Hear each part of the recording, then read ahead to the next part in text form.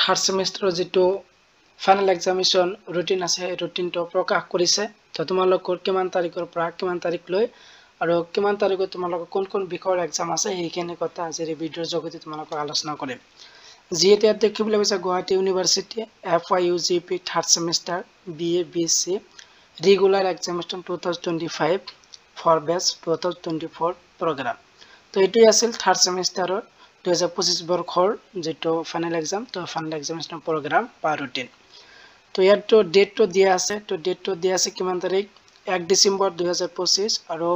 তোমালোকৰ 1 ডিসেম্বৰৰ পৰা তোমালোকৰ এক্সাম ষ্টাৰ্ট হ'ব তোমালোকৰ কিমান তাৰিখ লৈ 9 ডিসেম্বৰ লৈকে তোমালোকৰ এক্সাম চলিব তোমালোকৰ যেটো থাৰ্ড সেমিষ্টাৰৰ ফাইনেল এক্সাম আছে এই এক্সামটো তোমালোকৰ 1 ডিসেম্বৰৰ পৰা তোমালোকৰ 9 ডিসেম্বৰ লৈকে এক্সাম তোমালোকৰ হ'ব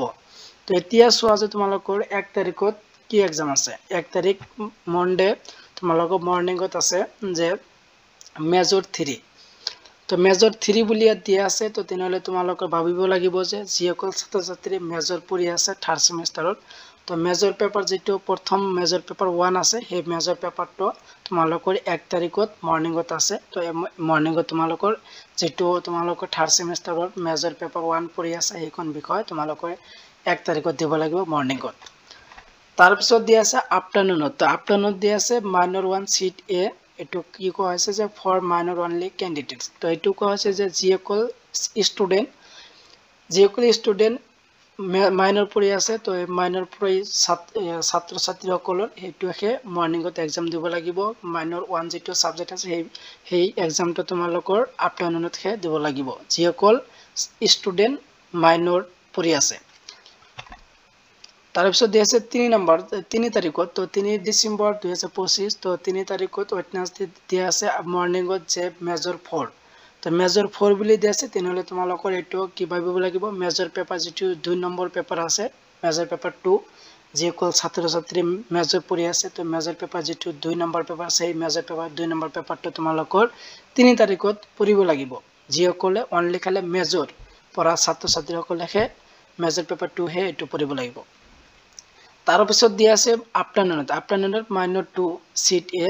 ফৰ মাইনৰ অনলি ক্যান্ডিডেটস তো যিসকল ষ্টুডেন্ট মাইনৰ পঢ়ি আছে তো তেওঁলোকৰহে আফটাৰনুনত মাইনৰ পেপাৰ যেটো 2 আছে হেতুহে দিব লাগিব অনলি যিবিলাক ছাত্ৰ মাইনৰ পঢ়ি আছে তেওঁলোকৰহে এটো দিব লাগিব তো তাৰ পিছত দিয়া আছে 5 তাৰিখ তো 5 ডিসেম্বৰত ফ্ৰাইডে তো মৰ্নিংত কোনো এক্সাম নাই তো আফটাৰনুনত দিয়া আছে মাল্টি ডিসিপ্লিনাৰী কোর্স যেটো সমকৈ MDC সাবজেক্ট কও তো MDC যেটো আছে জনে যি সাবজেক্ট লৈছে তো এই সাবজেক্টটো MDC সাবজেক্টটো 5 তাৰিখত আফটাৰনুনত দিয়া আছে তো আফটাৰনুনত MDC সাবজেক্ট এক্সাম দিব লাগিব তাৰ পিছত সোৱা যে তোমালোকৰ 6 তাৰিখ তো 6 তাৰিখত মৰ্নিংত কোনো এক্সাম নাই দিয়া আছে আফটাৰনুনত যে মাইনৰ 1 সিট বি বুলি দিয়া আছে মাইনৰ 1 বুলি যে for both major and minor candidates তো এইটো কোৱা হৈছে যে তাৰ পিছত সোৱা যে 8 তাৰিখত কি আছে 8 ডিসেম্বৰত মানডে দিনা আছে মাইনৰ 2 সিট বি এটো for both major and minor তো এইটো তোমালোকৰ ভাবিব লাগিব যে যিসকল ছাত্ৰ যে থাৰ্ড সেমিষ্টাৰ অফ মেজৰ লৈছে তো তেওঁলোকৰ যেহেতু মেজৰ পেপাৰ দুটা আৰু মাইনৰ পেপাৰ এটা তো মেজৰ পেপাৰ যেহেতু তোমালোকৰ প্ৰথম পেপাৰটো 1 তাৰিখত দিবা আৰু মেজৰ পেপাৰ 2 যেটো আছে সেইটো দিবা তোমালোকৰ 3 তাৰিখত আৰু এখন থাকিলে যেটো মাইনৰ পেপাৰ তো এই মাইনৰ পেপাৰটো কেতিয়া হ'ব এইটোহে তোমালোকৰ কনফিউজ লাগি আছে তো এই মাইনৰ পেপাৰটো তোমালোকৰ যে 6 9 8 তো 6 তাৰিখ নহলে 8 তাৰিখ এই দুটা তাৰিখৰ ভিতৰত যিকোনো এদিন তোমালোকৰ যেটো মাইনৰ পেপাৰ তোমালোকে পঢ়ি আছা সেই হিচাপ মতে তোমালোকৰ সেই কিতাপ মতে তোমালোকৰ যে 6 নহলে 8 এই দুটা তাৰিখৰ ভিতৰত সেই এক্সামটো দিবে আৰু যিসকল ছাত্ৰ ছাত্ৰীয়ে অনলি ফৰ ক্যান্ডিডেটস যে মাইনৰ পঢ়ি আছে তো তেওঁলোকৰ ঠিক তেনেকৈ যে যেহেতু তোমালোকৰ মাইনৰ 3টা পেপাৰ পঢ়ি আছে থাৰ্ড সেমিষ্টাৰত মাইনৰ প্ৰথম পেপাৰটো যেহেতু 1 তাৰিখত এক্সাম দিবা আৰু 3 তাৰিখত 2 নম্বৰ পেপাৰটো দিবা আৰু বাকি তোমালোকৰ এটা মেজৰ পেপাৰ থাকে মাইনৰ পেপাৰ 3 নম্বৰ পেপাৰটো থাকিলে সেই 3 নম্বৰ পেপাৰটো কেতিয়া দিবা তো এই 3 নম্বৰ পেপাৰটো তোমালোকৰ 6 নহলে 8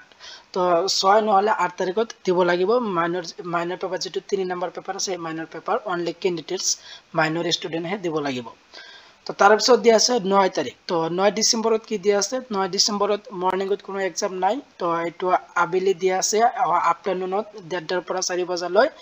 মর্নিংত আছে ভ্যালু এডেড কোর্স তো ভ্যালু বিসাজমকে বিএসসি কো তো বিএসসি জোনে যে সাবজেক্ট পঢ়ি আছে কোন বিষয়ৰ